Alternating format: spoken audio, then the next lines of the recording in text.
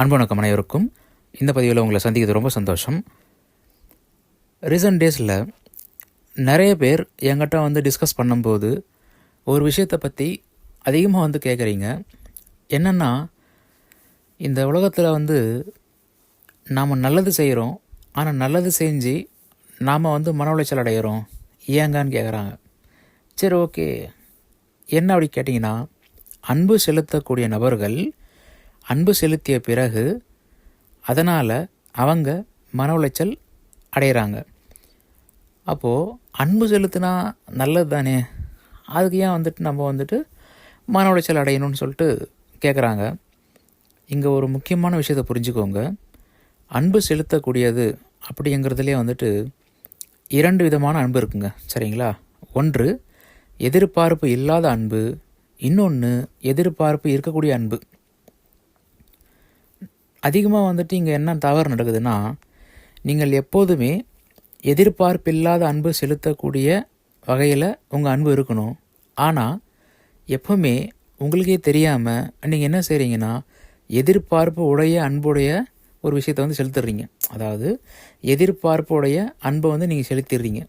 அப்போ என்ன ஆகும் கேட்டால், நிச்சயமாக நீங்கள் கொடுத்த 100% அன்புக்கு அந்த சைட்லேயும் 100% வரணும் அப்படின்னு எதிர்பார்ப்பீங்க. இன்கேஸ் அந்த இடத்துல ஒரு 50 தான் வந்துருக்குன்னு வச்சுக்கோங்களேன், இன்னும் 50 குறையுது இல்லையா? அந்த 50 குறையும் போது அதன் காரணமாக உங்களுக்கு மன உளைச்சல் ஏற்பட்டே தீரும். தயவு செஞ்சு புரிஞ்சுக்கோங்க. அப்போது நீங்கள் 100% அன்பு கொடுத்தீங்கன்னா எதிர்பார்ப்பில்லாத அன்பை கொடுங்க. அதே நேரத்தில் எக்காரணத்து கொண்டும் நீங்கள் கொடுத்த அன்பை மீண்டும் உங்களுக்கு கிடைக்கணும்னு சொல்லி எதிர்பார்க்காதீங்க. நீங்கள் திருப்பியும் எதிர்பார்க்குறீங்கனாவே நிச்சயமாக அது உங்களுக்கு மன உளைச்சலை கொடுத்தே தீரும். இந்த உண்மையை மீண்டும் ஒரு முறை நான் தெளிவாக சொல்கிறோம் பாருங்கள். அன்பை கொடுத்துட்டு போயிட்டே இருக்கணும். நம்ம கொடுத்துட்டோம், திருப்பி நம்மளுக்கு அன்பு வரணும் அப்படின்னு சொல்லி எதிர்பார்க்காதீங்க. அவ்வளவுதான். நீங்கள் எதிர்பார்த்துட்டிங்கனாவே அது கிடைச்சா பரவாயில்ல. ஆனால் அது கிடைக்காம போயிடுச்சுன்னா ஒரு நிமிஷமும் உங்களுக்கு நரக வேதனை தான். உள்ளுக்குள்ளேயே மனம் அப்படிங்கிற விஷயம் மிகுந்த பாதிப்படையும். தூக்கம் உங்களுக்கு கரெக்டாக இருக்காது.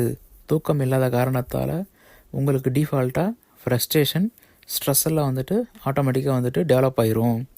அதனால் எப்போவுமே எங்கேயுமே நீங்கள் அன்பு செலுத்தக்கூடிய நபராக இருக்கும் பட்சத்தில் தயவு செஞ்சு அந்த அன்பை எதிர்பாரா அன்பு அப்படிங்கிற விஷயமா மாற்றிக்கோங்க. நீங்கள் அதை மட்டும் 2 நாள் ஃபாலோ பண்ணுங்களேன், ஒரு வாரம் ஃபாலோ பண்ணுங்களேன். நிச்சயமாக உங்களுடைய வாழ்க்கையில் இது ஒரு பெரிய மாற்றத்தை ஏற்படுத்தி தீரும். கண்டிப்பாக இது நிறைய பேர் நான் சொல்லியிருக்கேன். நிறைய பேர் லைஃப்லையும் சில மாற்றங்கள்ங்கிறது அவங்க பார்த்து என்கிட்ட முன்னாடி சொல்லியிருக்காங்க. அதனால் இந்த இடத்துல நான் உங்களுக்கு சொல்லக்கூடிய ஒரே ஒரு விஷயங்கிறது என்னென்னா, நீங்கள் அன்பு செலுத்துவது தவறில்லை. ஆனால் எதிர்பார்ப்பு உடைய அன்பு செலுத்துவாராயின் அது தவறு தான். ஏன்னா இந்த எதிர்பார்ப்பு இருக்கும் பட்சத்தில் இப்போது நீங்கள் காலையில் ஒரு பர்சன்கிட்ட ஒரு அன்பு செலுத்திட்டீங்கன்னு வச்சுக்கோங்களேன், அன்றைக்கி ஈவினிங்குள்ளே திருப்பியும் அந்த அன்பு நம்மளுக்கு வரணும்னு சொல்லி எதிர்பார்ப்பீங்க. இல்லை அன்றைக்கி மறுநாளோ அதுக்கு மறுநாளோ அந்த அன்பு திருப்பியும் வரணும்னு எதிர்பார்ப்பீங்க. அப்போது நிச்சயமாக புரிஞ்சுக்கோங்க, அந்த அன்புன்றது நீங்கள் எதிர்பார்க்கும் பட்சத்தில் உங்களுக்கு அது வரவில்லை அப்படிங்கிறதுனால கண்டிப்பாக என்ன ஆகும், உங்களுக்கு ஒரு மன கஷ்டம் ஏற்பட்டே தீரும். அதனால் நீங்கள் தயவு செஞ்சு அன்பு செலுத்துங்க, எதிர்பார்க்காதீங்க. நீங்கள் எதிர்பார்த்தீங்கன்னாவே அது உங்களுக்கு கஷ்டம்தான். இந்த பதிவை மீண்டும் ஒரு முறை கேளுங்க. நிச்சயமாக நான் சொல்லக்கூடிய விஷயங்கிறது உங்களுக்கு புரியும். இந்த வீடியோ பற்றிய கமெண்ட்டை கண்டிப்பாக கீழே கமெண்ட் செக்ஷனில் கமெண்ட் பண்ணுங்கள். உங்கள் கருத்துக்கள் வரவேற்கப்படுகிறது. இந்த ஆடியோ பதிவை கேட்டமைக்கு மிக்க நன்றி. மீண்டும் நாளைக்கு இன்னொரு பதிவில் கண்டிப்பாக சந்திப்போம். Thank you so much.